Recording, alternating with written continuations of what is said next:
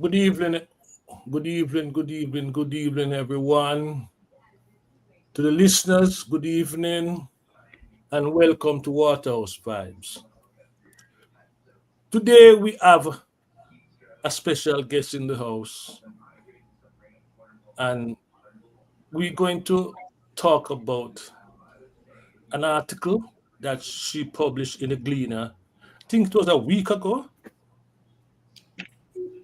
But before I get to the special guest, let me just say that things are moving very fast in Jamaica, and to some it seems that the election is just around the corner. I talked to some folks in Jamaica last night, and that is the reading that the election is going to happen sometime in August. I'm not sure about that because August is a celebration time. But be that it may, we will continue looking at the situation in Jamaica and talk about it. My name is Michael Nita. I'm your host alongside Les Crawford, Mr. John Horton, and we expect two other members of the panel to join us at some point, Patrick McCarthy and Herb Nelson. Yes. Let's get back to Miss Osborne. Miss Osborne, as many of you might know, because she's a TV personality, she was involved in JBC or to that effect. I'm not sure where she stopped, but she sent me a brief background about herself, which I'd like to read for the listeners, and then have Miss Osborne take it from there. Miss Osborne is a prominent Jamaican who advocates for good governance. Her career highlights and nation building initiatives include serving as the former general manager of Television Jamaica. She was appointed in 2004. Miss Osborne led a major transformation of the station, shifting the station focus from broadcasting foreign programs to champion the production and broadcast of a slate of high quality, family oriented local programs. Program that resulted in TVJ becoming the leading television network in Jamaica. Ms. Osborne brought extensive experience from working with emerging growth and Fortune 500 companies in the United States. Her roles include Vice President of Global Marketing and Sales and Global Strategy Executive. She has been recognized internationally, including being named among the leading Black women in corporate America by Ebony Magazine and receiving the Pillsbury Award for Outstanding International Business Leadership among executive women in the United States. Ms. Osborne graduated from Northeastern University to bachelor Northwestern University with a bachelor's degree and later earned a master's degree in international business. She's a regular commentator on national issues, writing newspaper columns and opinion piece on governance, democracy, and institutional integrity in Jamaica. Her recent writing has focused on governmental accountability and upholding democratic institutions. On that note, Miss Osborne, welcome to Waterhouse Vibes, but she's not here again, yeah? She's having some problem in Jamaica. I can see that. Her Wi-Fi might be down. I'm not sure.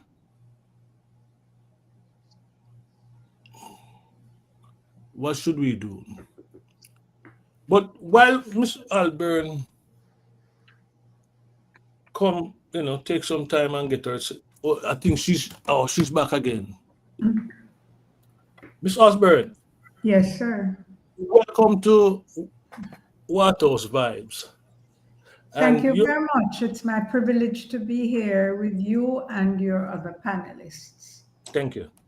A couple weeks ago, you published something in the Jamaican Gleaner, and my reading of that article suggests that your situation, your position just now is that democracy is under threat in Jamaica. That's my reading of what it is said there. And also that we need to stand up in defense of democracy in Jamaica. Can you elaborate some more for the listeners as to your observation and what you think? What is your insight going forward? Certainly. And I do make that point very clearly in the article that was published in last week Sunday's newspaper as the prominent article on the in focus section, which is probably the most crucial section in the newspaper on a Sunday, which is the biggest publication, besides the editorial, of course. So it was given quite prominent, a lot of big prominence.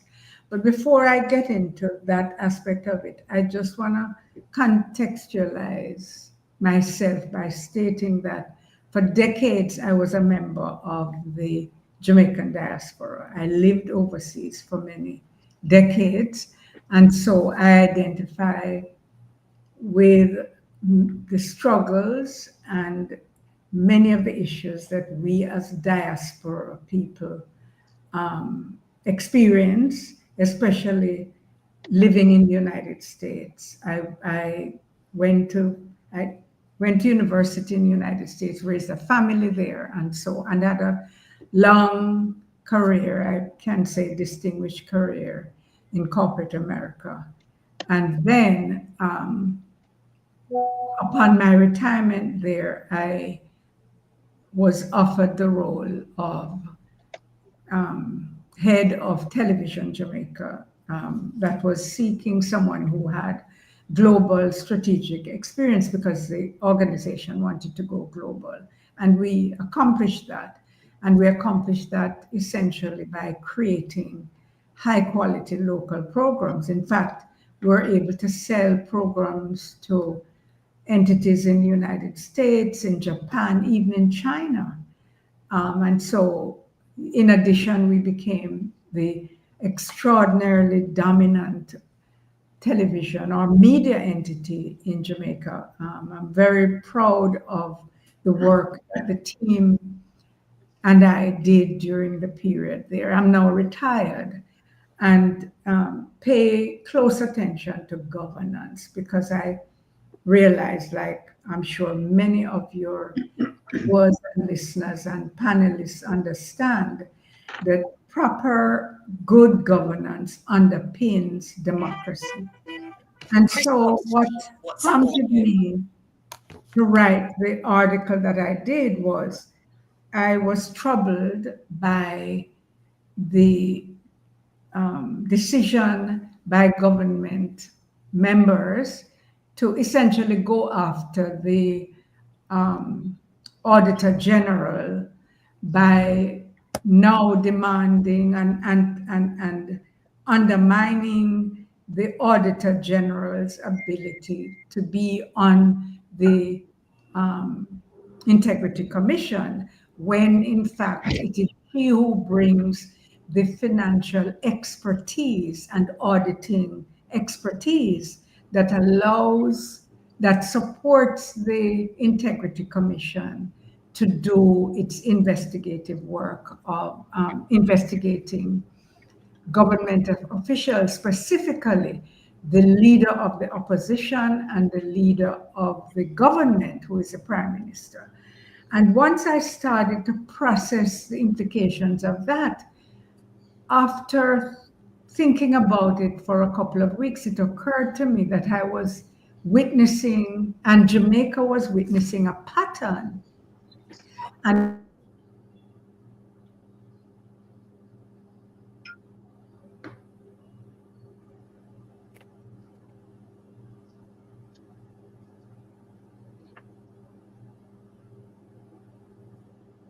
Seems like Miss Osborne is having problem there. I don't know what we can do, but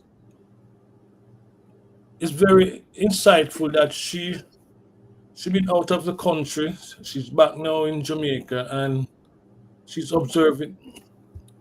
Oh man,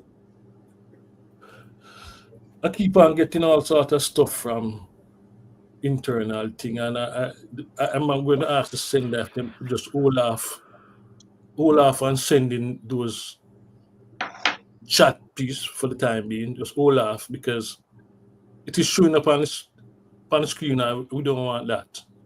We just want everybody face to be visible. You understand? So I don't know what to do with Miss Osborne. What you guys suggest? This must be her again. I'm sure, yeah, I'm sure she'll be back. Well, you Yeah. could ask her what, our anticipation of what the problem. I don't know if it's our Wi-Fi low. I don't know what the problem is. I don't know. What I know is what you know, which is that twice now the internet has gone away, which is Okay. unusual. That normally does not happen. I'm on Zoom calls and Zoom meetings sometimes for 4 hours, and this is not normal. Okay. They must know you're coming on the show. They must know you're coming. Perhaps, yeah, it could be an undermining of the ability of your show to get the information out and to discuss it in a logical, clear way that is beneficial to the diaspora folks who listen and pay attention to this kind of information. I don't know at what point the internet went down, but I was explaining that all of the undermining of the institutions,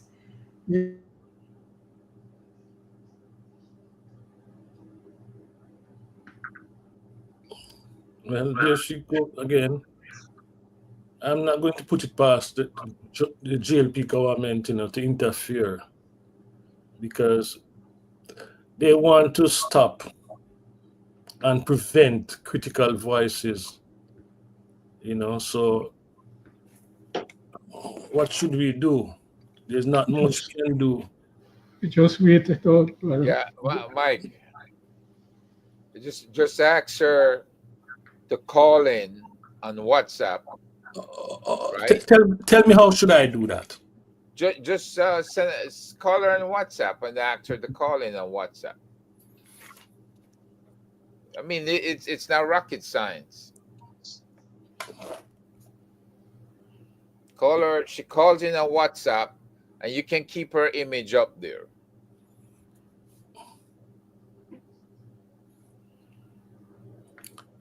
Well, one thing for sure, she's a critical voice. We know that. Her articles stimulate debate right across the So do that country. on my kick. They Let them can't talk on interfere with WhatsApp and you just have her voice, her image and her voice. It's my goodness, I'm back, I think, but this if is it goes down again, you can do that, Mikey. Yeah, you were saying, Miss Osborne, about what you observed in Jamaica. yeah, I was really saying, and I spelled it out in the article where the issue really started with the revelation by the Integrity Commission of the issues that were raised, that they determined were problematic with the Prime Minister's financials. They've been unable, as you probably know, they've been unable to verify and sign off on the Prime Minister's financials for several years now, which should not be the case. A Prime Minister has an obligation to provide sufficient, clear, and credible financial information, that it should not be that the Integrity Commission is unable to verify that the data and documentation that's provided is insufficient or needs clarification for 1 year, much as several years.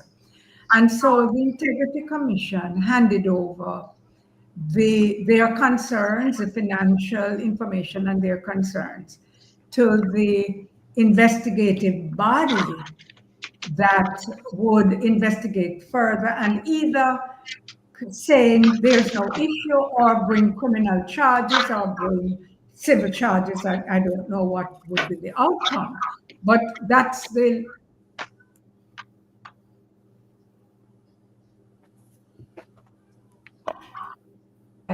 to further investigate the concerns that were raised by the Integrity Commission to determine validity or not. And now we have the extraordinary spectacle of the Prime Minister. Once the Integrity Commission cited the issues, one would expect that the Prime Minister would hastily provide clarity in order for the people to be assured that the financials were appropriate. Instead, the first thing that the Prime Minister did was to seek and to go to the legal route, to claim, to pursue legal action, essentially to say the law supporting the authorization of the Integrity Commission is invalid, when it is in fact the Prime Minister's very government under his leadership that created this law. So that's incongruous. And then the second thing that has occurred is that the organization to which the Integrity Commission provides their concerns and the data and so on for further investigation, the Prime Minister or the government has appointed someone who, Mr. Dennis Chung, who is an accountant. And in order to appoint him, last November, the government published an ad for the position as director of the organization. And that position mandated as a requirement 12 years of law enforcement experience, including 5 at a senior level. And shortly thereafter, the government changed the requirement. That requirement that had been there for years, changed the requirement, eliminated that requirement completely, because, and as a result, appointed Mr. Dennis Chung, who has no law enforcement background. He has had several appointments by government and the appointment by the football associations and so on. And furthermore, he is a public commentator on issues having to do with finance because he's an accountant.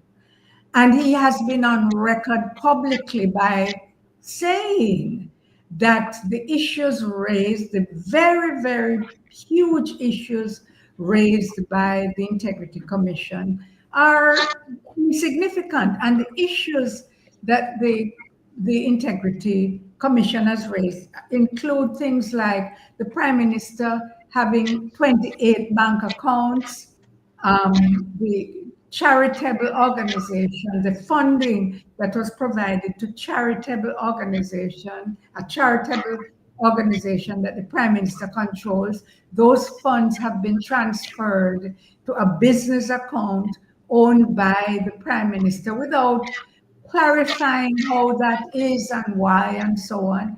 And many of the accounts, the business accounts, are difficult to understand and require clarification, including, for example, business accounts that have had substantial financial transactions, and the whole thing has come to I believe, over $500 million, and the business accounts um, have submitted um, nil tax declarations to the tax office. So these are significant issues that need clarification. And the gentleman who has been put in charge of the organization that will investigate these allegations and these issues has said publicly that he doesn't see anything improper or significant with these. And that also is a problem. I characterize that as a capture of the organization. Because if the head, and also I see it as, and many Jamaicans see it as a conflict, because you can't have somebody who is publicly saying it's all nonsense, and then later on you appoint that person to investigate the very issues that he has examined and said they're nonsense. And so when you add the three things, the prime minister coming out with a law, going after the very law that supports the Integrity Commission, appointing a friend of his who goes bicycle riding with him often. Now, it doesn't mean that you can't be a friend of somebody in a high position and get a prominent position. I'm simply saying that the fact that the gentleman has come out and poo-pooed and said it's not credible, or it's insignificant issues that have been raised, when the rest of Jamaica is saying the issues are substantial, and the gentleman does not qualify for the advertised position up to last November, and the process that was used to appoint this person is unclear, because the Gleaner itself challenged the appointment and asked the authorities to tell the Gleaner what was the process that was used to remove the requirement of the law enforcement background. And there have been conflicting reports by the entity that did the removal, I believe, and the Minister of Communication, conflicting. And then the Minister of Finance put out a third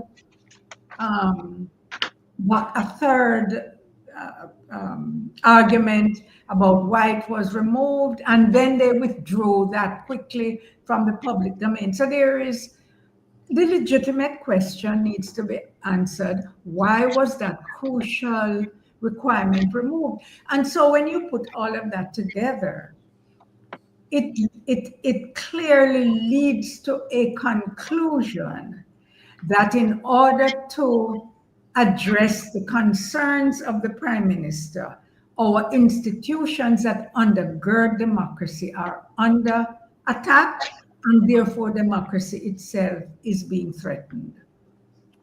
Ms. Osborne, personally, I think all those maneuvers by the Prime Minister point to two things. One, that he's fearful of something, and two, he's trying to avoid prison. Am I incorrect in my observation? I haven't gotten there, because to avoid prison,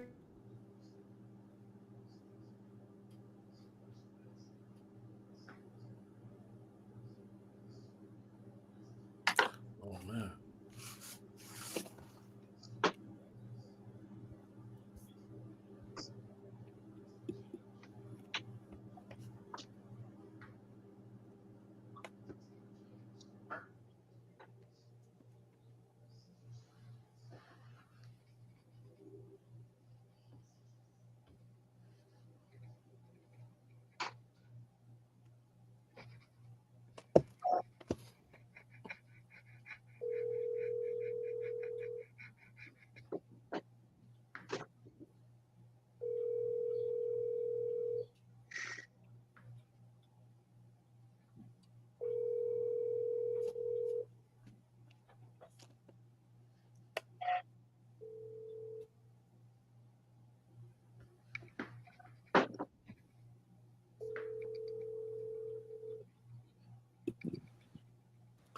Patrick, welcome. Yeah, greetings.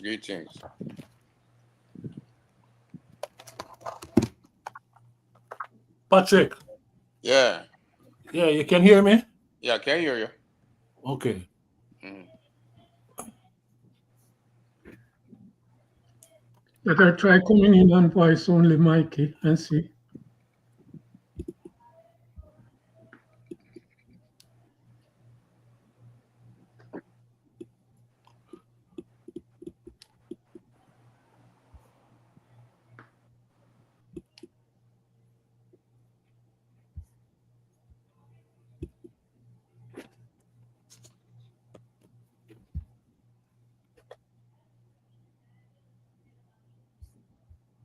She's not there.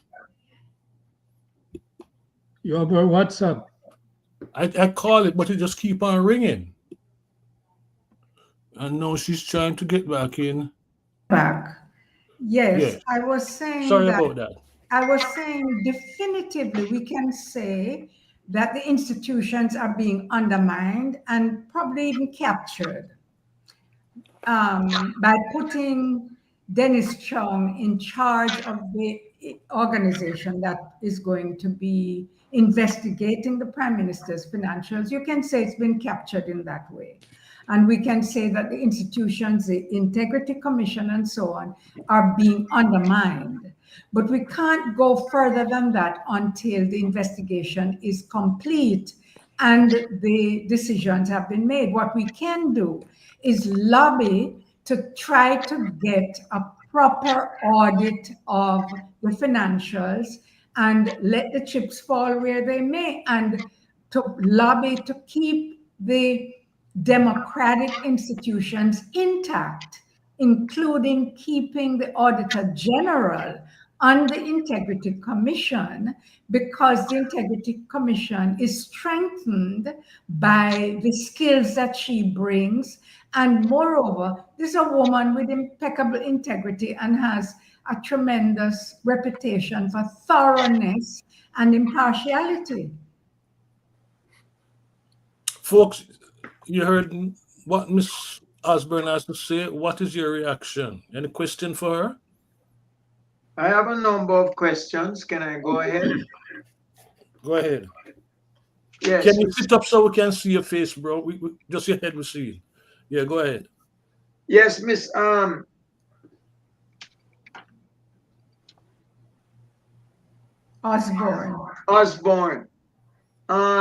Tell me what is you are well connected in Jamaica, and I'm curious to know the silence of the peers of the private sector, not just the you call institutions or the main bodies, but what do you see as the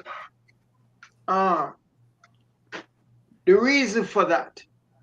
I'm really interested. No, I can't. I'm no mind reader, so I can't say why the PSOJ and the Jamaica Chamber of Commerce have been silent on such crucial issues. In fact, having read the article that I wrote, you can see that I definitively say to the PSOJ and to the Chamber of Commerce that despite your commercial interests and your political leanings, democracy dies in darkness, and you have a strong and important voice that you must use on behalf of the people of Jamaica, not just your own interests.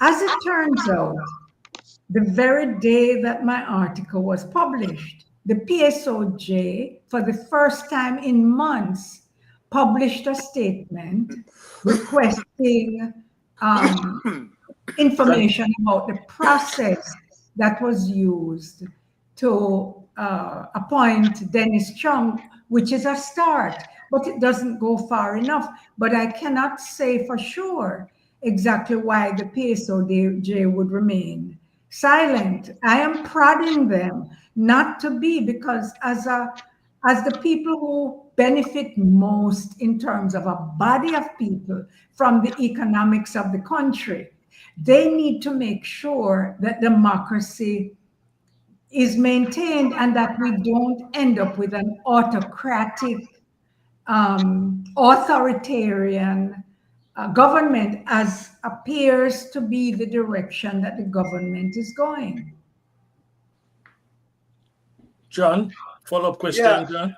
yeah. One follow-up question at this point.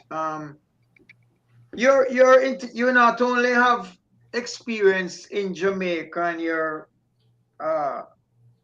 astute attitude towards the question of integrity, but to what extent is the conduct of Donald Trump in the United States influencing, leading on, or encouraging the behavior of the Prime Minister in Jamaica? Do you see any similarities, any ways in which they are learning from each other? Because, as you know, Trump relates with parties across Europe that are likened to his. Oh, she gone.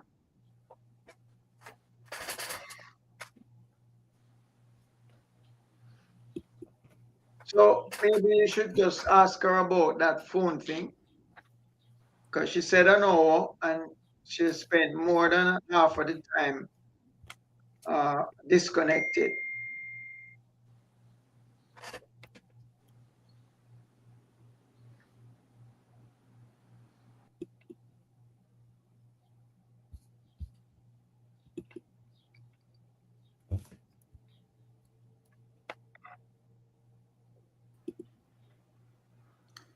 Can you hear me? Yes. I didn't hear the question. Yes, the question was, although you're not necessarily a politician, you have lived in the diaspora. I'm sure you're familiar with some of the goings on of the Donald Trump government. And some of the very things that the Prime Minister in Jamaica is doing to stifle democracy, as you point out, is being done here in the United States by Donald Trump. So the question I'm asking you, is there any political connection? Because the Republican Party under Trump calls out, aligns with, and promotes political parties across Europe that support his some of the things that he's doing in the United States to stifle democracy.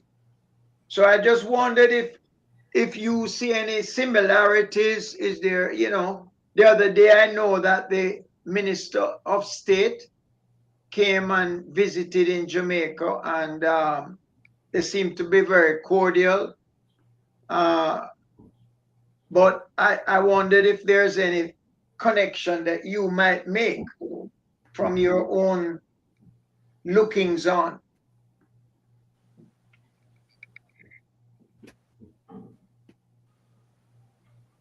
Oh boy, look like she never even hear the question.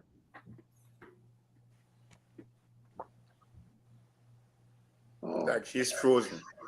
Yeah. Unfortunately, you can't tell until you're done.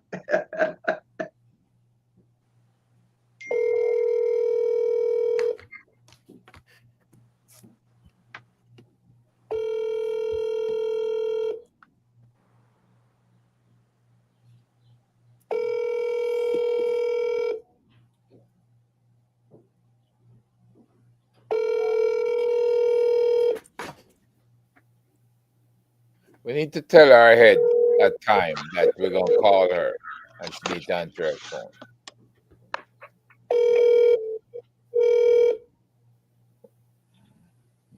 Where's Patrick at? Is he dropping off too? question. Let me start by saying, you started off by saying, I am not a politician or presume whatever. I'm absolutely positively not a politician in any way, shape, or form, and have no intention of ever being. And I'm at my age, I'm really an old woman now. My interest is really, after raising a family, having a career, and so on, is to spend time giving back to my country. So, not in a political way, but in the ways that I have to try to influence public policy that is beneficial to the masses of Jamaicans, to which with which I identify and to which I feel I belong. And I know I belong. I was raised by a single mother because my parents were married, but my father died when I was 3. And my mother often reminded us that me and my sister and brother were dead left picnics. And so I very much identify with the struggles of being a child of a single parent in that sense. And the very, very definitive government decision that changed the trajectory of my life was the decision by a Jamaican government to provide scholarships for kids to go to high school. I happened to be one of those kids. I recall seeing my mother. I can still see her running with a telegram in her hand to my classroom to tell my class and the world that her daughter had gotten a scholarship to high school, and that changed everything. And I believe that influences my choice to try to influence government policy, because I think that our finances collectively and our policies should be aimed at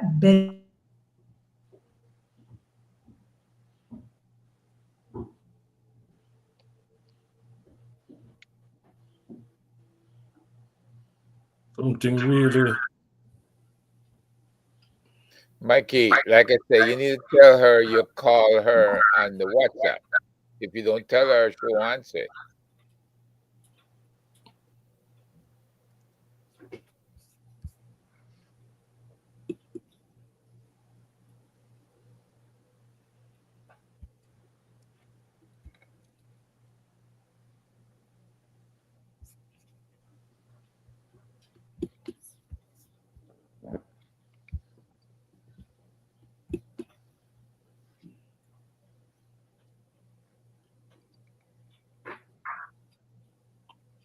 Miss Osborne?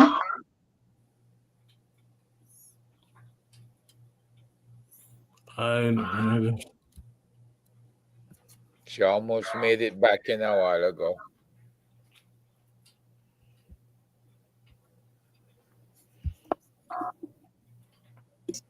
a definite direction and tone of our government that is consistent with what Trump is doing in America. And let's not pussyfoot around it. Trump is anti-Black people, anti-Caribbean people, anti-immigrants like ourselves, and would rather that we just disappear from the face of the earth, and is doing everything possible to undermine our ability to be normal human beings with dignity, raising our families. It is not criminal to try to go to the United States and try to make a living, even though you don't have the right papers. It's not criminal.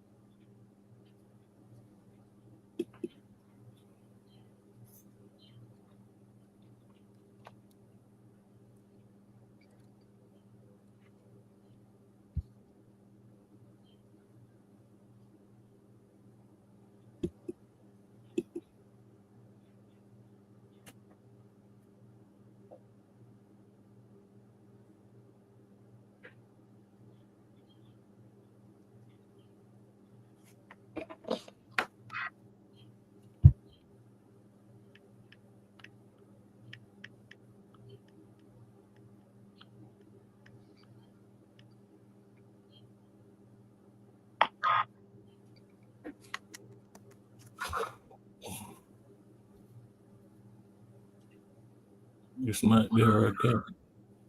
Awful. Yeah, I was saying it's cruel what Trump is doing to our people. However, and yes, there are parallels. For example, Trump has this way of trying to undermine people by labeling them in a negative way.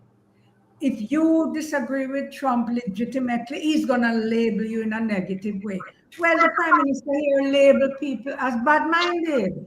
I mean, and we all know, but it's not a good thing to be labeled as bad-minded. It means you're grudgeful. It means that you're jealous and envious of what other people have legitimately. So every time you criticize the prime minister, he goes on a platform and he said, you're bad-minded. Well, it's taking a leaf out of Trump's playbook.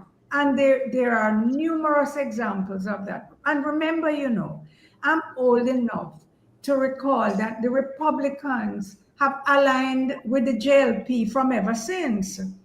The Democrats have aligned with the PNP, and the Republicans have aligned all the way back to Ciaga. So it's not unusual to me for the JLP to have a close ties with the government, with the current government. What is unusual is for our government to not be fighting back on behalf of our people.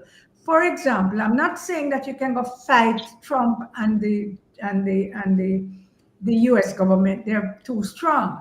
But when the US government says that they're going to tax remittances, the government should immediately start to negotiate with the companies that bring the money to Jamaica to say, reduce your fees so that it doesn't impact the beneficiaries, the poor families who would be harmed by that reduction. They would say, we'll reduce taxes or whatever it is that they can do, but stand up for your people, help them survive, because the people who are in the US sending remittances here are doing so out of love and support for their poor relatives here. Rich people aren't doing that. Rich people not sending remittances here. Rich people money staying in America to support a lifestyle where their people live here and then travel to the United States to stay in their luxurious accommodations and so on, to spend a grand time there. It's not the same thing as the folks who are sending back remittances here. And I've not seen a word of support for those people coming out of the government, a word of support for the people who are being harmed, both the people who are sending the remittances and the recipients of the remittance, which are poor people. I haven't seen the government doing anything to support them and to mitigate against the negative impact that will have. Anyway. One question, Miss Osborne. What would you say to those people who would say, what's new? We have had partisan, very, very partisan governments in Jamaica before. We have had governments who, because of the partisanship, they look out for their people, they cover up for those people. What is the new threat to democracy that was not there before? Look, that's a good question. I am nearly 80 years old. I mean, I don't look it, I know, but I'm 78 in about a week or two. I have never seen this level of issues, negative issues coming out of a Jamaican government. Have you? The level, the sheer level. Today's Gleaner headline reveal another issue with 100 and something buses, used buses, being imported by the government for over $1 billion, where there are questions about the value, questions about who import them, The Gleaner itself is asking these questions. The Gleaner itself stated that the company that imported, that was given the contract to import 100 and something used buses into Jamaica, does not have the credentials, don't have the government permit to do that. They have not been cleared by the very government to do that. Yet they're doing that for the government. I mean, these are huge issues that pile on top of one another. And for all people who have looked on the past and said, what's new? Look, there comes a time when you say, look, we're not talking about what to do with regard to our situation. We need to think about what's happening for the next generation, our children, grandchildren, great grandchildren. It cannot continue like this. It can't be that questions arise, they become 9-day wonders, and they simply pile up, pile up, pile up, and there's never any resolution. We must take a stand, if not for our generation, but for the future generation. Look, AI is going to eliminate all the low paying work jobs, including call centers that the government is brag about. All that call center work is going to go away. Thousands of workers. And in other areas, the money that seem to be implicated in all of these issues need to be spent on basic education. There's the issue of the Minister of Education and another gentleman being implicated for millions upon millions of dollars years ago, and that case can't be tried. Why? These are cumulative. Look, as you know, there are always issues, but the cumulative effect on the country, especially when there are concerns concerning the head that are really serious, trickles down into the society, and it becomes an or nothing society, an or nothing. Everybody, it's a free for all. We can't build a country like that. You have to stop and say no more, no more. The institutions must be allowed to do their work, no more. That's it.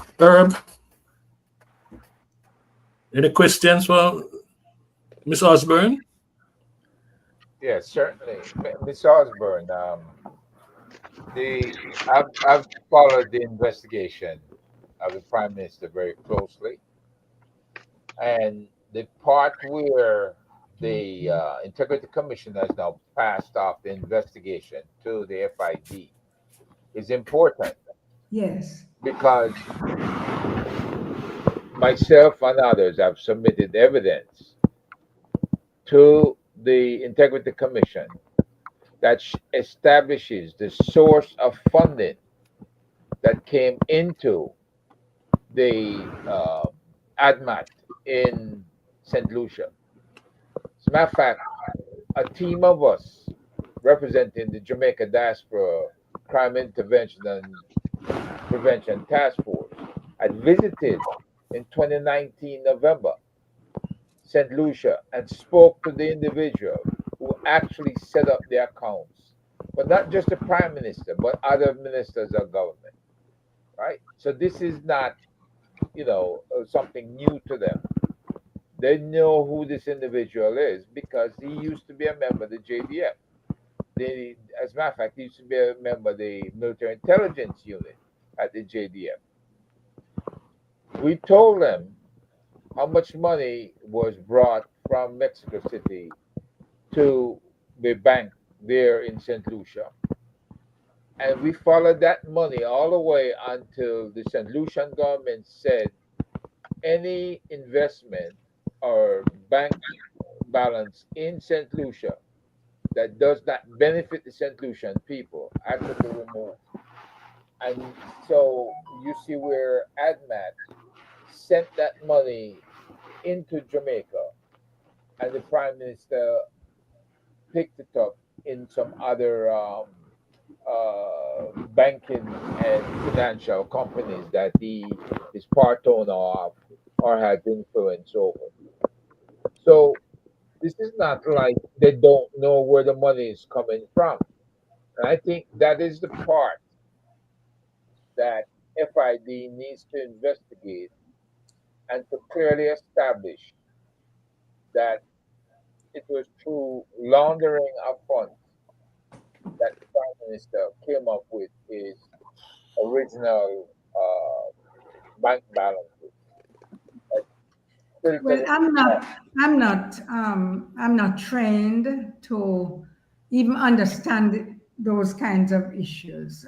It is a trained, skilled people who run the official organizations. It is their job to interrogate those issues and to bring them to light and to inform the public as to what the situation was and is. I can make this comment, however. Even though it is not illegal for Jamaican citizens to stash away money in St. Lucia for whatever reason, is it reasonable that our Prime Minister, who supports and wants and manage our affairs and would want tax revenues to be appropriately collected and so on. Is it okay for such a prime minister, any prime minister, to avoid our tax system by moving money into another country simply to avoid dealing with our tax system that we, the people, must deal with and have them tax us the way that the government itself determines the level of taxation that we need to pay? Is that a good look? Is that the right thing to do? Is that the ethical thing to do for the leader of the country to avoid our tax system and put your money, however you might have figured out how to make that money or put it together, send it to St. Lucia, and then by so doing avoid our system here? But He's the that's leader not of even our the question. country. That's well, the I'm that's not not saying that that is. part of I'm the not problem. saying that that is the main Guys, issue. listen, let one person talk now, please. I'm Finish, Miss saying Alfred. I'm not saying that that is the main issue, because I'm saying I cannot speak to the main issues because I'm not so skilled. I don't have that training, and that it is the institutions themselves that this information go to that would need to interrogate the issues that you have raised to determine validity or otherwise. I'm raising just a normal citizen issue with the look of it, the look of the issue, and why would it be necessary and okay and ethically correct for the leader of our country to do that when we, the regular citizen, have to submit our paperwork to the tax people. Patrick, I'm not finished yet, Michael. So what you're saying, Miss Osborne, is that Jamaica has a two-tiered system. One for the Prime Minister and the elites of the country, and one for us, the regular citizens. That's what you're pointing out. That's what it appears to be, because regular people are not even aware that that option exists. I wasn't aware of it until it became public knowledge, and I consider myself, not just consider, I am an educated older person. So can you imagine people who don't have my level of education, which we're just not aware of? In a sense, it's a loophole, and Prime Minister has taken advantage of that loophole, which is likely legitimate. But I'm questioning, why would a Prime Minister do that when he should be setting example for the rest of us? Well, As you raise the issue of loophole, is part of the problem seems to be that the powers that is vested in the leadership of the country seems to be a big issue in allowing them to get away with some of these issues that we are saying are a threat to our democracy, because the, the, the powers that they have, they can manipulate the system of reporting, the system of accountability. The ordinary citizens cannot hold them accountable enough to get the kind of answers that is needed. So the more technologically advanced the country gets and people are, it becomes much more easy for a lot of these people with so much power concentrated in their authority to get away with whatever.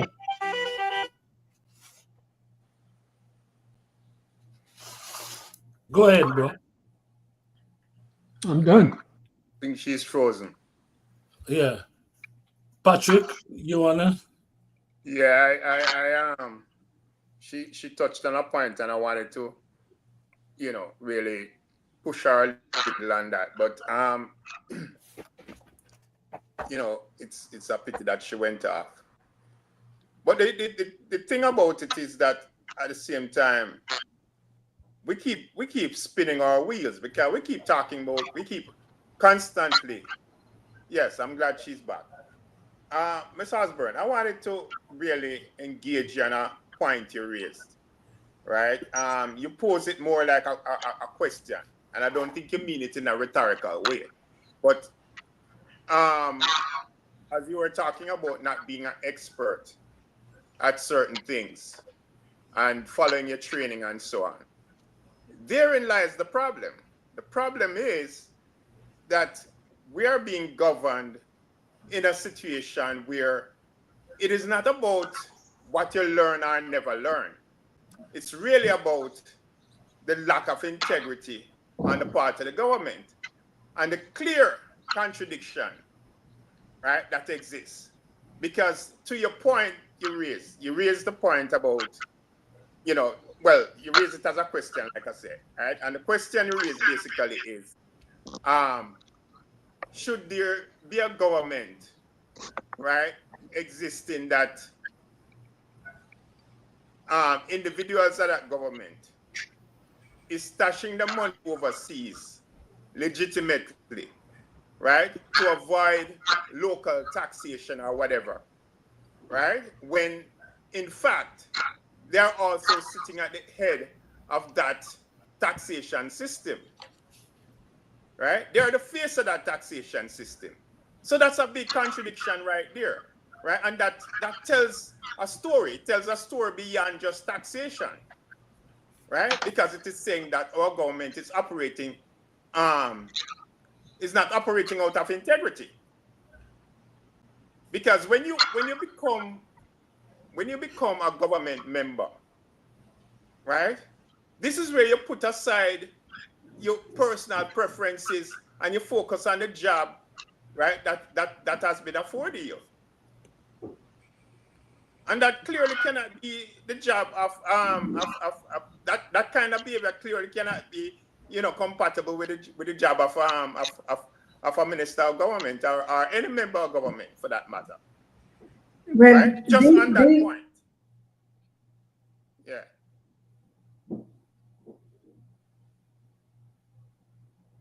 Ms. Osborne? You're frozen again.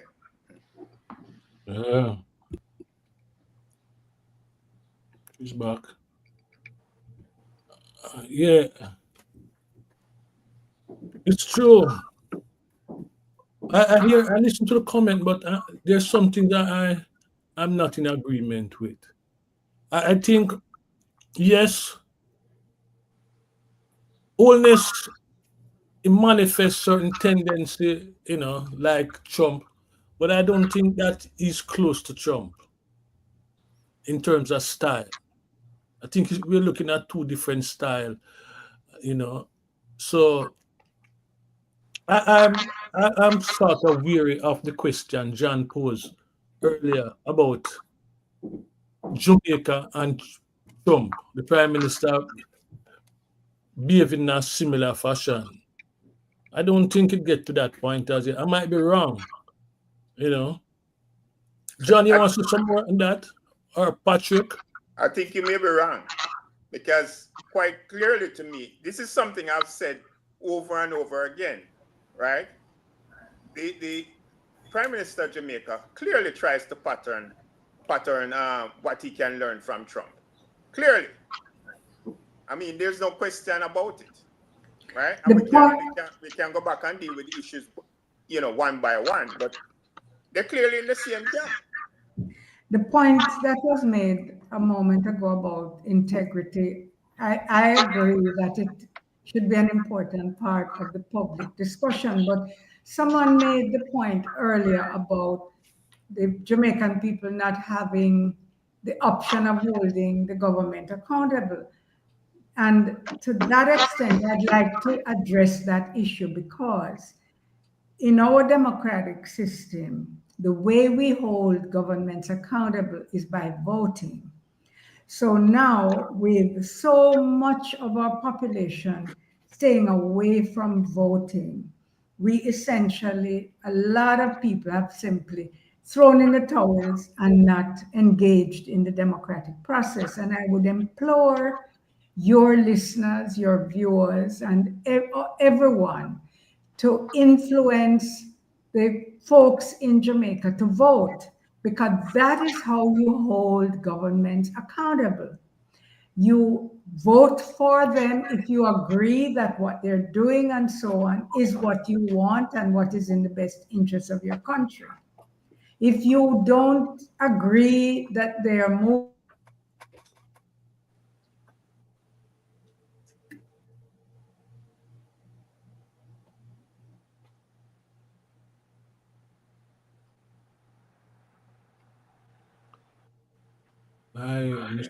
Miss Osborne. Yeah. That's another point I wanna really engage you on.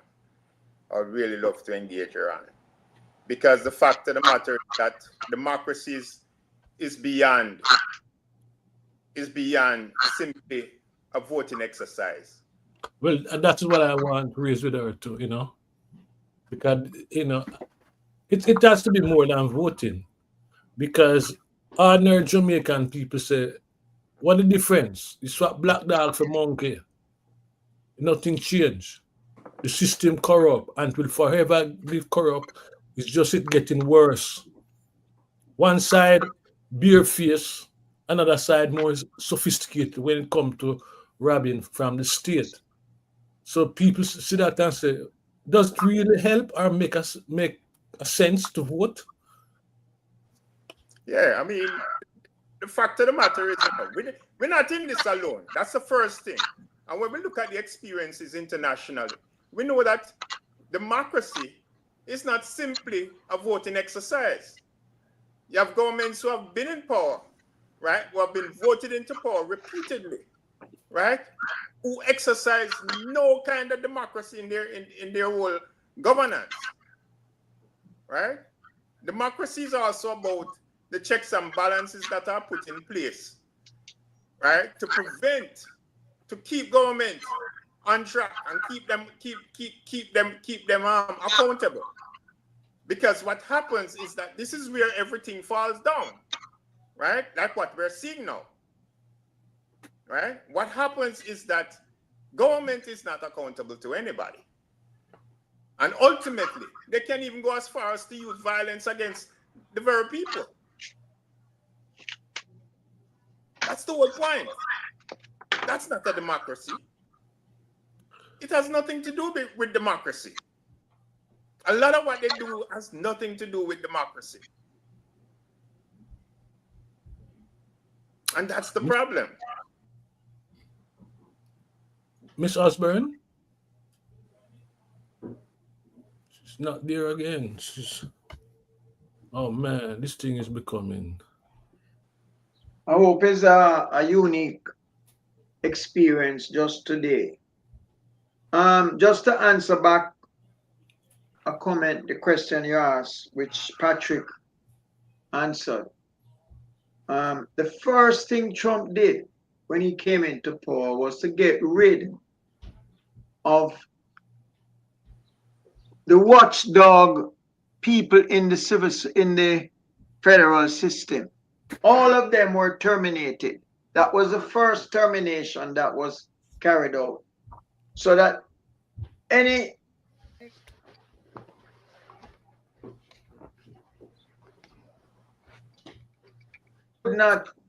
cannot take place, could not take place, and hasn't taken place. Repeat yourself, John, because you froze up for a little bit. Yeah, I notice I'm getting Miss Osborne condition here. I don't know why that's so. Yeah, I said that when Trump came into office, the second term, among the first people that he terminated in the federal government, long before he terminated USAID staff and the climate change staff, he terminated, I forgot the name of the people, but they were responsible for watching and reporting, monitoring the way that money is spent in the public sector. I think they call them some kind of ombudsman of some kind, but they are individuals like auditors, and in every federal office you have one such person. Trump fired all of them, and therefore it was an immediate signal that he could have his way with how monies are spent in the government. Police hasn't done that. Well, the fear here, I can tell you, the fear in Jamaica, is if they win a third term. Colleagues, what Holness has done is to block the IC. He's not respecting it. He's not upholding it. He's trying to get rid of it, bad mouthing the lady, and now put in charge of blocking any investigation. We need to see things at their substance, not the way that a man acts. Or it's what is the direction of what he's trying to do. Miss Osborne, you want to say something? Yes, I was saying that the fear among a big swathe of Jamaicans here is if the government is voted in for a third term, you're going to see Trump. Because Trump did not reveal all that he's now revealing in his first term. It took him the second term to reveal the cruelty and destructiveness of his government. And the fear here is once this election is called, if the government wins, we'll then see the unleashing of really the harm. Absolutely agree. Absolutely agree. And that goes to the heart of what we really ought to be discussing. And that goes to the heart of why people must vote. Yeah. But like I said, it's not just It's not just people voting. People got to begin to become engaged in the running of the country. Mm-hmm. Because it's more than just polling a vote, right? For you to poll a vote, you have to poll a vote with a certain degree of consciousness, a certain degree of understanding of what is really the situation, what you're really voting for, or what you're voting against. Correct. Right? They need Because to that understand. has to be of a high measure of importance to you in polling your vote. Correct. That is why it is so, shows like yours and others that interrogate the issues are very important, because people generally don't, I mean, I'm retired, so I have some time. I no longer have a career and raising family and so on, but a lot of people are busy. They're busy trying to live their lives. And so it's important that people who can engage and get the word out as to what is happening. But let's get back to the fear you point to, because I know what you're talking about, the fear. Mhm. So, in light of the fear and the history of corruption, what do you say to those voters who said, is it a black dog or a monkey? It make no difference because both of them corrupt. When Portia was in office, you had corruption under her, you had Operation Pride, you have all sorts of stuff, and now it's swing to the GLP side. So there's no, it's a question of black dog and monkey, according to Jamaican people. What do you say to Right. that You demographic? know, you're always going to have people who drink the Kool-Aid, the orange Kool-Aid and the green Kool-Aid. And there are people who drink the other Kool-Aid that say, see, you know, there's evil everywhere. All I want to do is get through life. But as I said, well, first of all, Portia, nobody ever accused Portia of being corrupt for Portia. Nobody has ever done that. And there's a reason why. There is a difference with the leader not being able to be cleared than other people below them being corrupt. There's a difference, because when the head of the stream set an example, everything follow from there. So that's important. The difference between the public facing current prime minister and the public facing Portia. But I'm not here to defend PNP or past PNP regimes or to talk about all of that. I am here to look at the issues at hand. Plenty House burned down the road. I'm looking at what is happening right now and saying that this is harmful for future generations and it must end. And in order to protect democracy and the institutions that are being undermined and the finances of our country, we must hold the government accountable.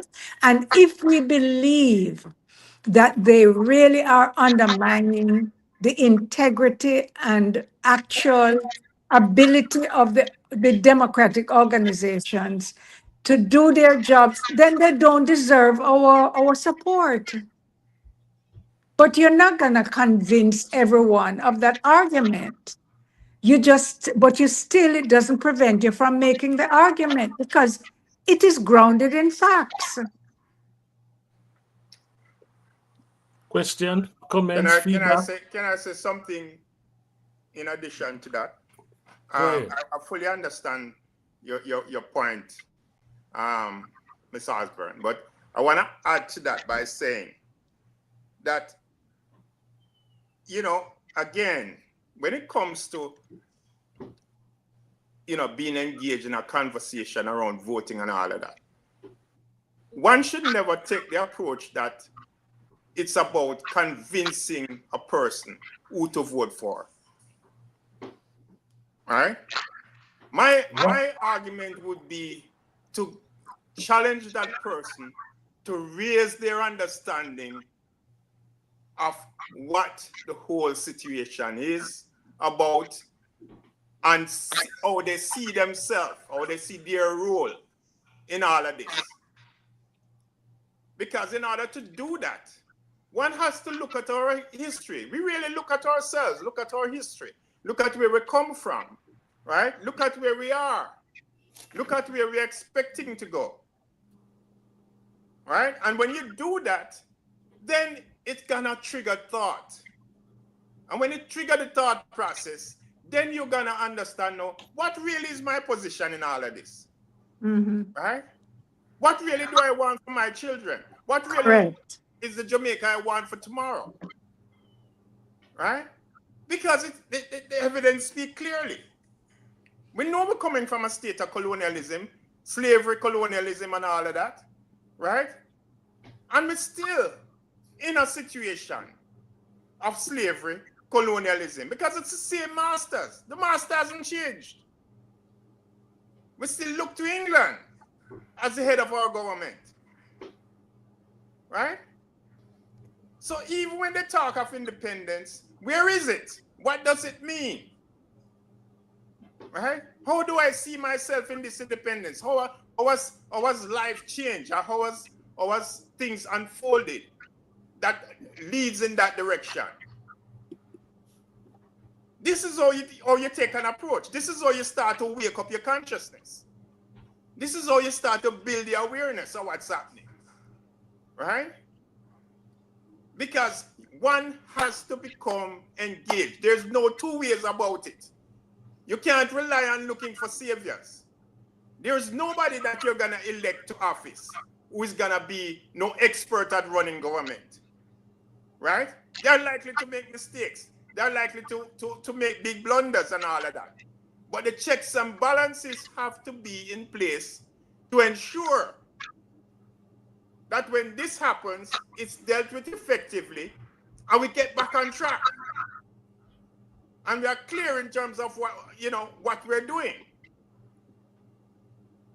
And that is why my argument is that our institutions must be defended, Yes. because it is the institutional integrity that really undergirds our democracy.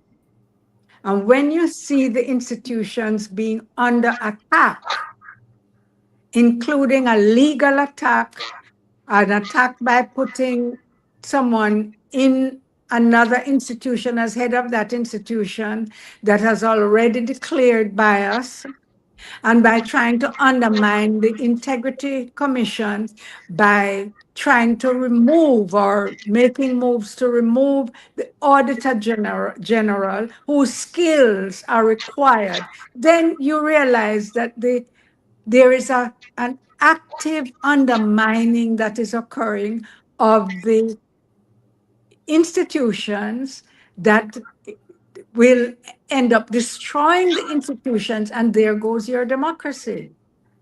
But Mr. Osborne, if you look back, and I'm not sure how far back you're able to look, but the institution of the Prime Minister's office is where something like 17 of the most important institutions in Jamaica are gathered. The ones that control the beaches, the ones that control the water and oil and all the other production that is to happen in Jamaica. And every time a scandal breaks out, it breaks out because of an individual, either Vaz or Samuda or somebody within that office of the Prime Minister. Now, if you look back, Mr. Vaz had lost his visas in the past, both he and his wife. And it was linked, and this is officially linked by the US government, to money laundering and drug trafficking. If you're talking about maintaining the integrity of various organizations. Ask yourself this question: why hasn't MOCA or CTOC investigated the reasons why his visas was removed and come up with an answer to the prime minister himself would understand and take positive action to remove the stigma from that, right? So we're talking about organizations that are responsible for investigating politicians. MOCA. Which politicians do you know of that MOCA has investigated and made a case against them? I mean, I can't comment on the visa situation, and so I just don't know. And really, no comment my on the police, MOCA, and the rest of them not doing their job. That's what you got to look at. I didn't hear that comment. Sorry. No, no, I'm saying you have to look at is MOCA or CTOC, who's responsible for organized crime, money laundering, and all these other criminal acts. Have they been doing their jobs? I have not interrogated them in the same way that I have interrogated the issues that I raised in my um, Article. in my article. I really don't know, and there are other commentators, public commentators, I'm sure, who have interrogated those issues. I just don't know the facts, and I'm unwilling to comment on things I don't really have knowledge about. Okay. Anyway, if there are no other questions, no, I'm gonna bow out because I Thank, do have another appointment. Do you have any other questions for me or comments? Or do Yes, you I want have one comment, to? which I sorry you didn't mention it in your article, and that is the Council of Churches. It's Yes. amazing that they have remained so silent when Actually, they they have, are. no, no, they Go ahead. haven't. they They have, they haven't. have said something. They haven't remained silent. They did come out with a statement, a very strong statement, actually, regarding I Process. yeah, I think it's a process having to do with Dennis Chong. Yeah. But in terms of comments regarding the entirety of the issues, I've not seen that. Any Things and additional time. any additional comment? The Well, the key thing I believe, Miss Osborne, is you have to ask for more ATIs because looking back, you have to look at what has the Prime Minister's office been involved in. How did he manage to move all that money around to 28 different bank accounts? And the bottom line is finding out how was the money accumulated in St. Lucia in the first place that gave him the option to bring it into Jamaica. I I think that, suppose those are the issues that the FID needs to investigate, and that is why it is so critical that the investigation is led and conducted by an independent body agree. who can provide results that are credible and believable. And finally, are you aware of the failures of Dennis Chung while he was with other organizations? No, I haven't really investigated those, and I'm not sure I want to even go there because I want to focus on the process of the two big issues, which are the process to appoint him, his essentially disqualifying himself to lead the investigation by commenting publicly that the issues are insignificant, and why was and to determine why was the requirement of for the position of someone with substantial um, law enforcement experience, including 5 years at a senior level, be removed from the position that he now holds. Why was that requirement removed? Those are the fundamental issues concerning Mr. Chong, Yeah. Well, or concerning his appointment. well, when we do appointments to put certain positions, you have to conduct a background investigation, and I don't think that was adequately done from Mr. Chung. I think that's a major fault for this PSC, Public Service Commission.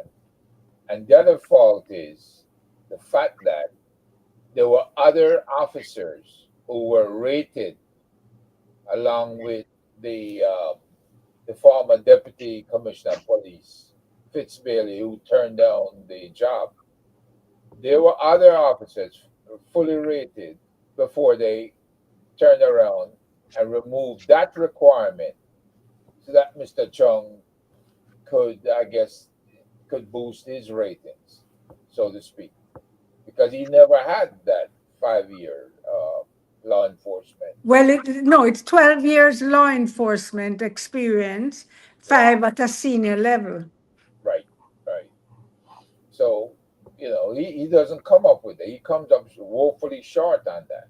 He doesn't have any law enforcement experience. That's the point. He's an accountant.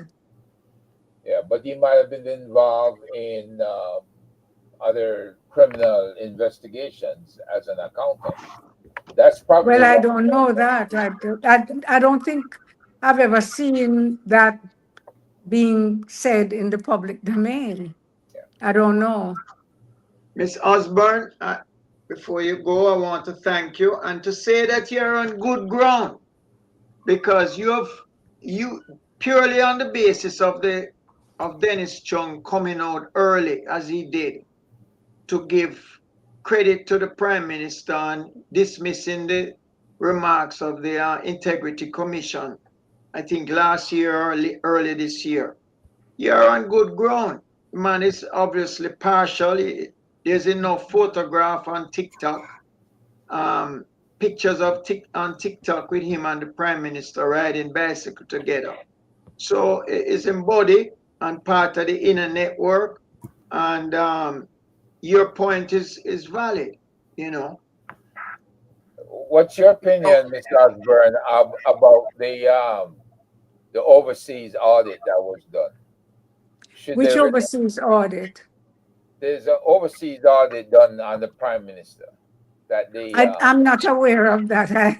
I'm aware that there was supposed to be an overseas audit of the SSL debacle, but I've never seen any disclosure that it actually occurred or what the results were. But there was an announcement by the then Minister of Finance when the SSL debacle occurred with our beloved Usain Bolt losing his money, $12 million, and other poor people and widows and so on, their money disappearing in thin air.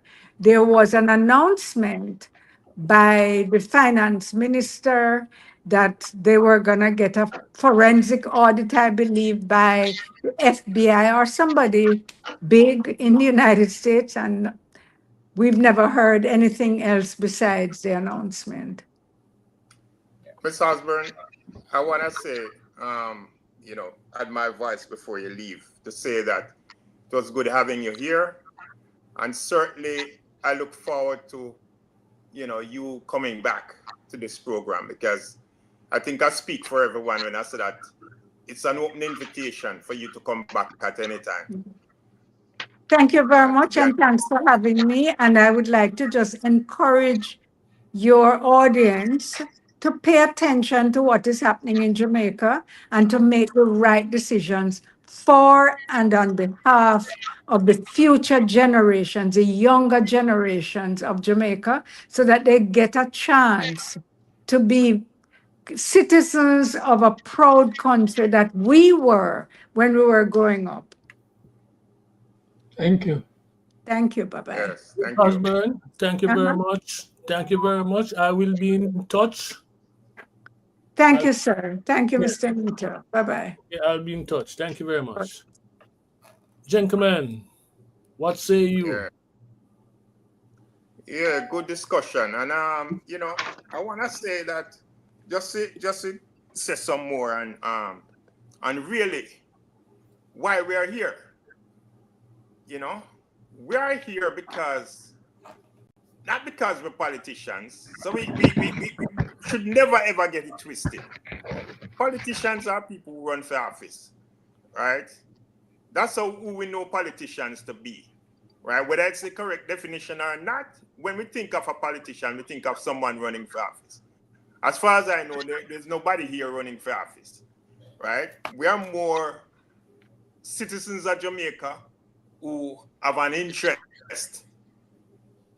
in not just our country, but what the future of our country should look like or can look like, right? And that's the real purpose why we do this every week, right? Because we're really tired of seeing the corruption. We're tired of seeing all of the ills that's taking place, the suffering, the violence against the very people by the institutions, right? I mean, by government institutions. I mean, this should not be. This should not be.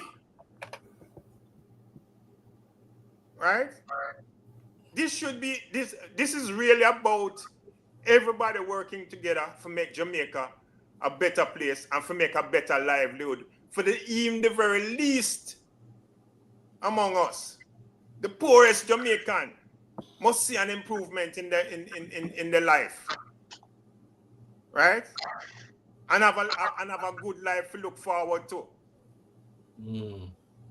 And part of the problem, Patrick, as this statement that is posted on the screen, is that the issues, yes, we want to get rid of Andrew Holness and the kind of corruption that is present right now, but that is not just what we're fighting for. We're fighting to ensure that the kind of corruption that we're seeing should be corrected in a way that if a next government go in, the people have some kind of power to hold them accountable, right? And to not just hold them accountable, but to prevent. There should be mechanisms to prevent these people from conducting themselves in the same way.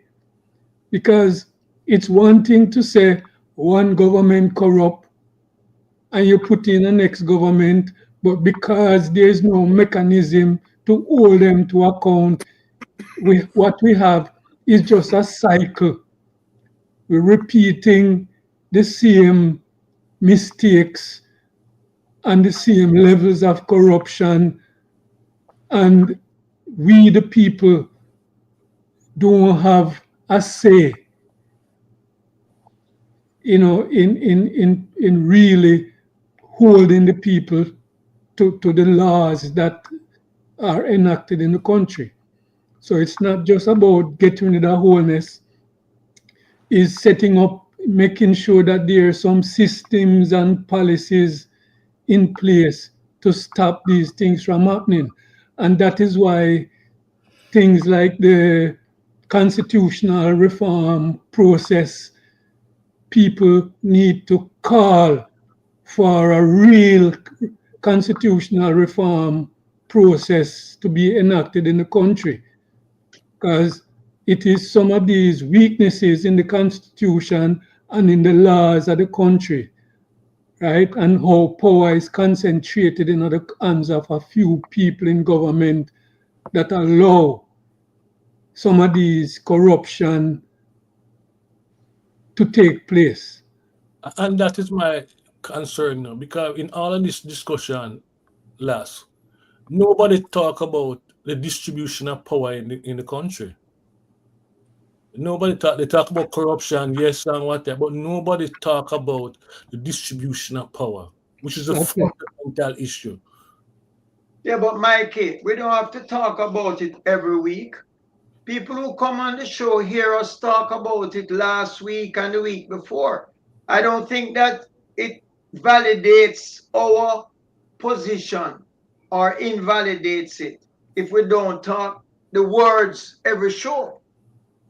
We talk about how we can get the people empowered to put an end to it, because I understand that whether it's PNP, JLP, or NAP, accountability ultimately reside in the people who, when them thief money, can't get school, can't get road, can't get house, can't get toilet, etc. We Absolutely. spent a long time talking about that.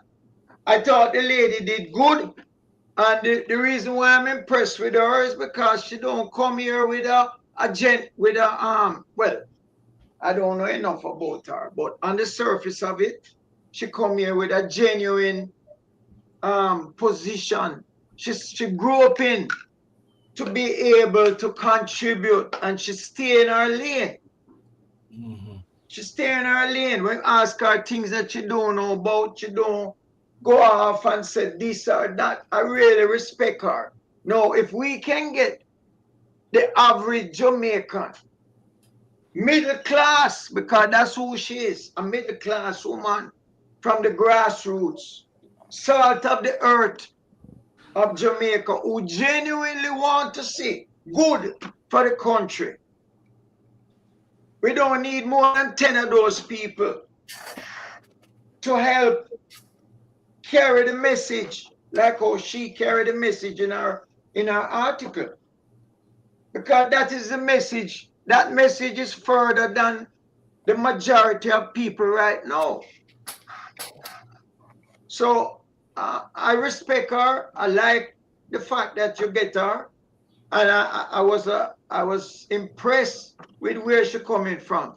I told you that this week I talked to another lady who is up here as a diaspora about serving as a financial person in the project. And the first thing she brought out is the great Andrew, and oh, she glad because the police commissioner reduce the amount of reduce the crime figures gone down. Me nearly choke up because me never know is that in her head, but that is in her head, and she believe she go Jamaica often, and that is the message that she walk away from.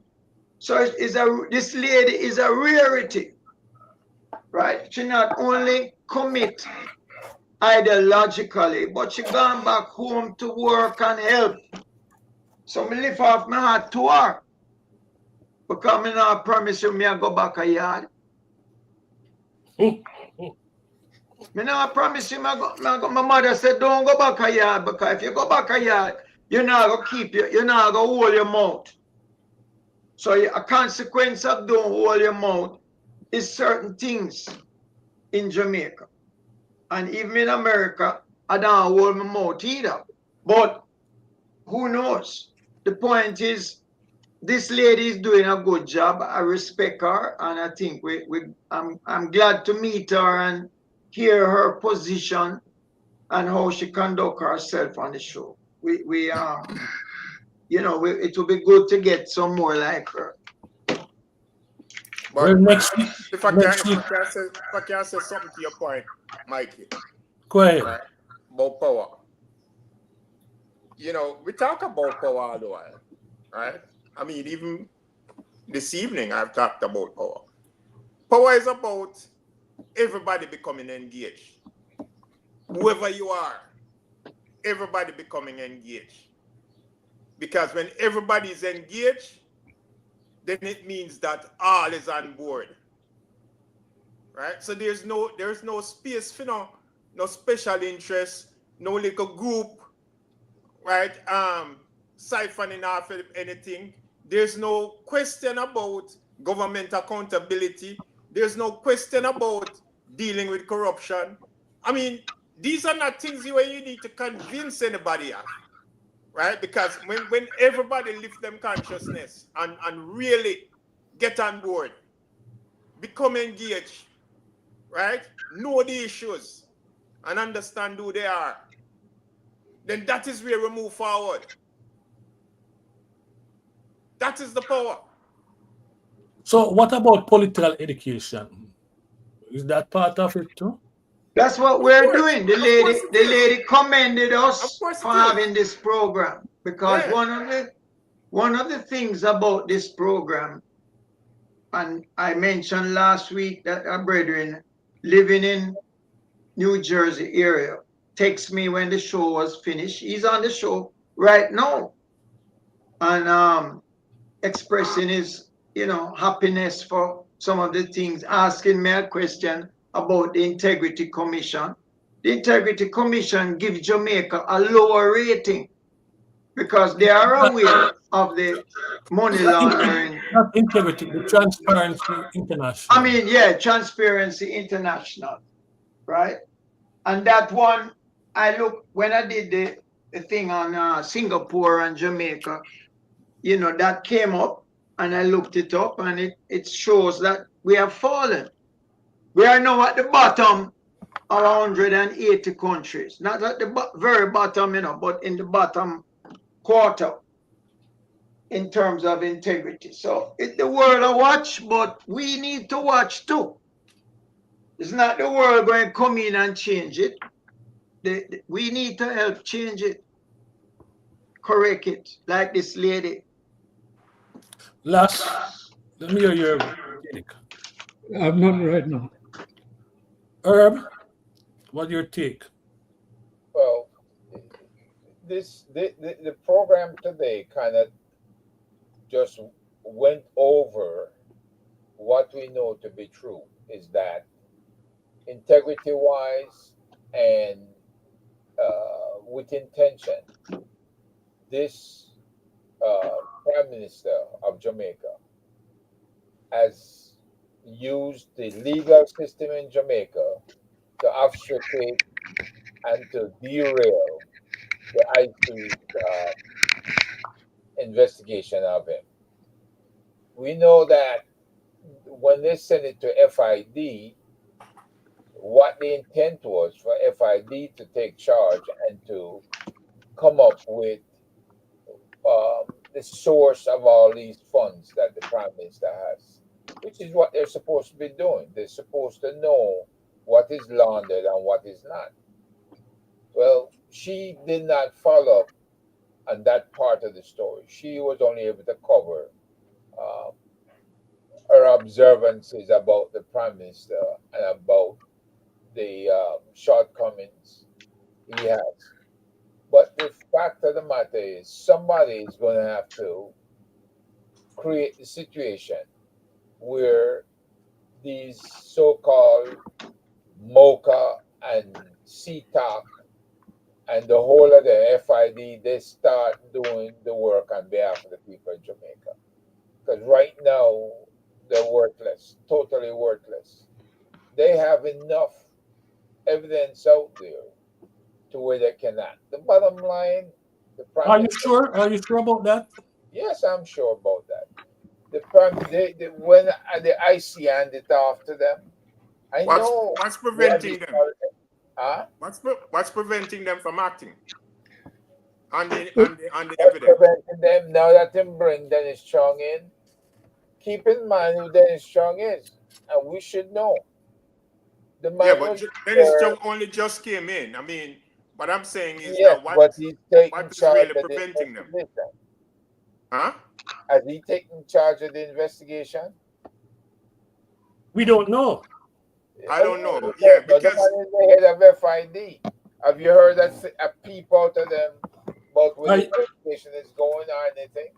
Are No, you no, no, no, expecting? no. But what I'm asking you, Herb, right? Because you said that they have tons of evidence and so on, right?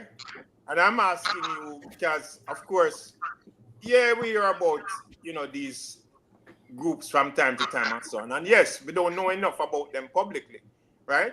But I'm asking you, what has been preventing them from taking action? Moving, yeah. The Prime Minister. The Prime Minister and his shenanigans with the court. 4 years, Patrick, of not filing anything. In most countries in the Caribbean, he would be in jail. But But Herb, but Not in I would, Herb, Jamaica. Yeah. but Herb, I Herb, wouldn't do say you that think that is part of what the preventing problem them. is the, the involvement of the public and this and civil society? Um, The, Mr. the, Osborne lack call out, of, the Mr. lack of, Osborne call out certain people and certain organizations in a civil society for them lack of that's it. The lack of, participation.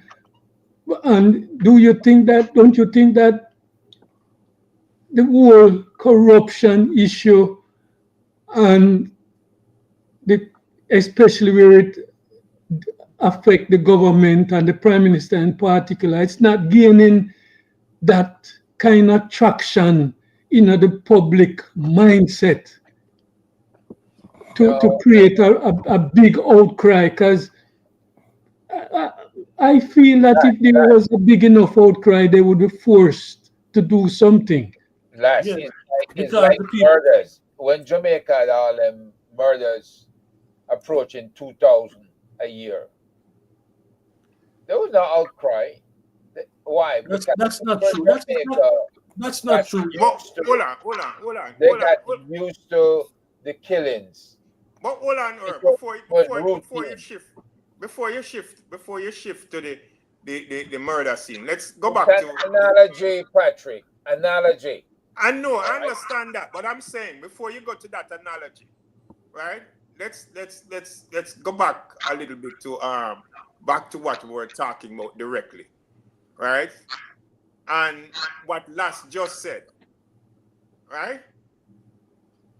I think, I think, right, that when you have, because I guess the real point you want to make, Herb, is that these organizations are part of the government itself, Yep. right? And this is one of the reasons why their hands are somewhat tied, seemingly, right? In But terms of Patrick, taking Patrick, action, because of course the prime minister is there to block them at every point and so on. but Patrick, think back. Mocha was divested from the JCF to give them independence. That was done like 5 years ago. Mhm. So that means that Mocha can act independent of the JCF and But do. why haven't they? That's the question. And I would Why haven't also ask, I'll also ask this question: Why why should they share information about their investigation? Why should Mocha share that? Mocha's not even involved. They're responsible for investigating these politicians, and they're not involved. They gave the case to FID But why? because they want FID to follow the money. That's why they gave it to FID. But here's the thing, Herb. Here's the whole thing about it. You all right, Patrick? Right? It's not him, Trav, it's just a The thing about camera. that. If, yeah. How Mocha wasn't shooting at you, Patrick? No. Me bulletproof, man.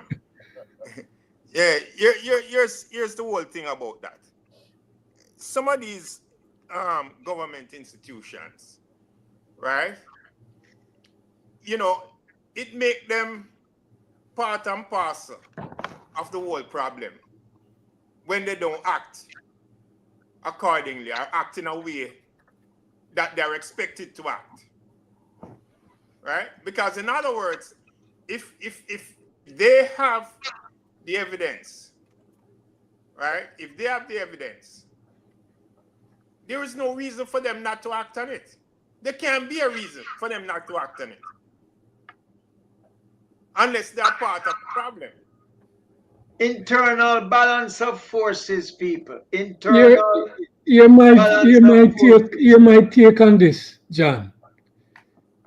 I see the government moving on the crime issue because they realize that the crime issue is one of the big issues It's that the big issue.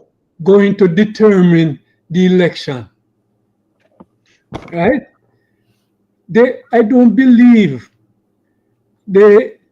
based on the responses of the people, the voters, and the response of civil society, they don't think they have to move with the same urgency that they move on the crime issue.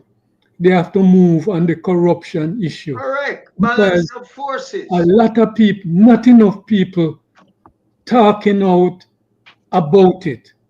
Not enough people challenging them on it. Mr. Osborne had to call out some of these organizations in civil society and regular people too, who not making the corruption issue